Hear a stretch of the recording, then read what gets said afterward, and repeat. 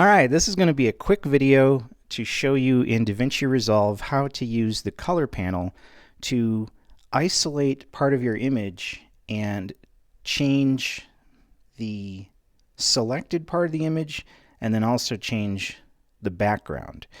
And we'll do it with a garbage mask and with some rotoscoping. Okay, so here we go. We are in the color panel. And you can see right here, there's this footage of me talking at this hang gliding launch, and I'm backlit, right? So I would like to make the background a little darker, and I'd like to make myself a little bit brighter. So first, we'll do this with the garbage mat. So we come down here to Window, we select that, and then I can do like a circle, for example, and if I put the circle over me and then I kind of stretch it out into more of an oval, right? Now that's my selection. You can see over here in the node that it's masked. And now if I start to mess with my controls, like you can see now I can make myself darker, I could make myself brighter, right? And if I click right here, I can invert the mask. So now instead of affecting me, I'm affecting the background. Right? But the problem is that there's no way to do settings for both. Right? I'm either doing one or the other. So how do I make two separate masks?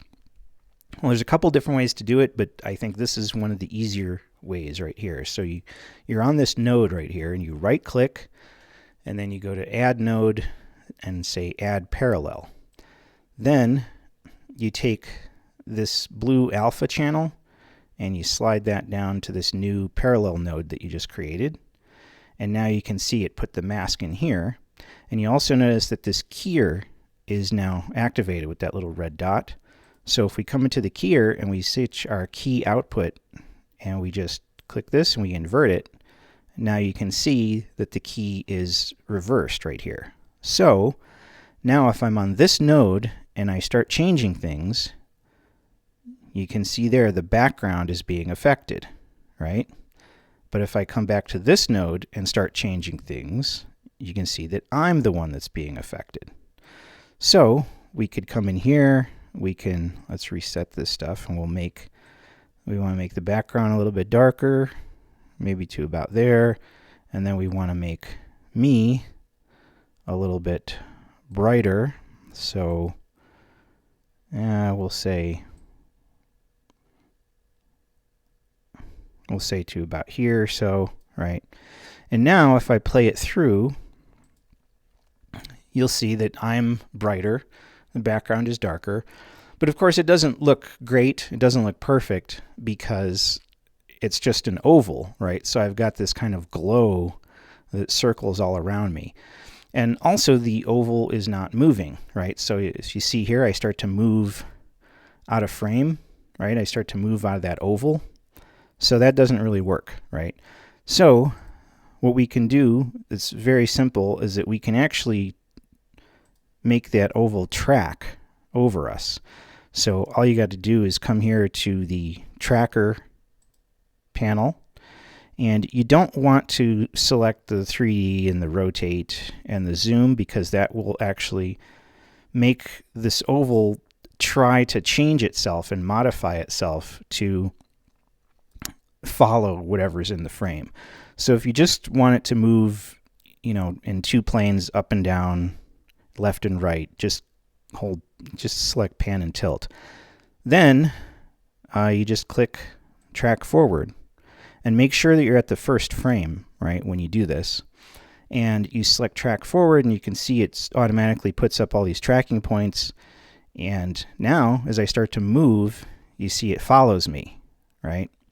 So it's following me through the frame, and as it gets back to the very end of the clip here, there we go. Now our tracking is complete, and now if we play it through, you'll see that it's actually following me, right? So actually let's go to we'll even go to full frame here and play it this way. So you can see as I'm speaking, And as I start to move to the right, you can see now it's following me. Okay, so again, this isn't perfect because it's a garbage mask. So since I just did an oval, it looks a little weird, you know, because it's kind of this weird glow around me. So let's show you a more precise way to do the same thing. We'll use actual automated rotoscoping, which they call magic mask. So let's go to this node, this is the exact same clip. It's just a duplicate of the same clip.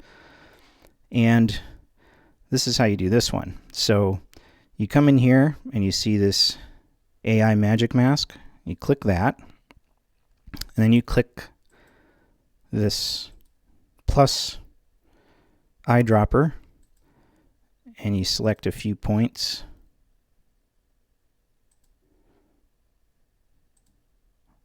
Okay, and now you do the same thing.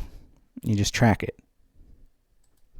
This takes a little bit longer, but it's still pretty quick. You can see it's gonna. It basically runs a little bit slower than real time. You can see the tracking speed here is 22 frames per second. So we'll allow this to go all the way through, and then this will give us a much more precise mask because it's just going to track me very precisely. And once this is done, we can take a look at the other controls in here, which actually show you where the mask is located. So very close to being done. If you have a fast enough GPU, this goes pretty quickly. So this is about a 45-second clip. So this is not too bad.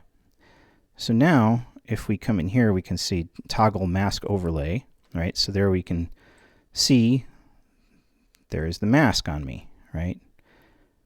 It's highlighted me with that red. And then same thing here, you know, I can invert the mask, right? So now I am masked out from the background. All right, so now we just do the exact same thing that we did with the garbage mask, right? We come up here to our node, and by the way, let's show you what it's affecting, right? So here, it's whatever the red part is, that's what you're affecting. So now I'm affecting the background. If I invert the mask, now I'm affecting myself, okay? So in order to do both separately, we do the same thing we did before. We come up to the node, we say add node, add parallel, then take from our first node to our parallel node, drag over that alpha, then come into our keyer, and we invert our key output. And here you can see the matte, and if you actually switch back to the other node, you can see the matte is inversed, right? So that's what we want. We need two different mattes that are going to match one another. So now same thing, right? I can come up to this node and I can say, okay, let's darken up. Oops, wrong one. I switched them backwards. So you got to remember which one you're on. Okay, so right here, so I can darken my background a little bit and then come back to me, and then I can just lighten myself a little bit, and that's it. Now, if we play it back, you'll see that this tracks right over me perfectly, and it doesn't have that weird, you know, glow around it, because now it's actually tracking this perfect rotoscoped mask around me. And you can see there's some weirdness around the edges, right? So you can change some of the settings to kind of blur the edges a little bit more, which would, you know, prevent that kind of weird, funky jumping around in there from happening. But you can see it tracks much better, and then you can affect the person in the frame and the background separately in your color correction. So there you go. Like I said, I kind of made this video just for myself so that I wouldn't forget how to do this, because I haven't found any other videos explaining this. So hopefully, if you're trying to do the same thing, this was beneficial and helpful to you.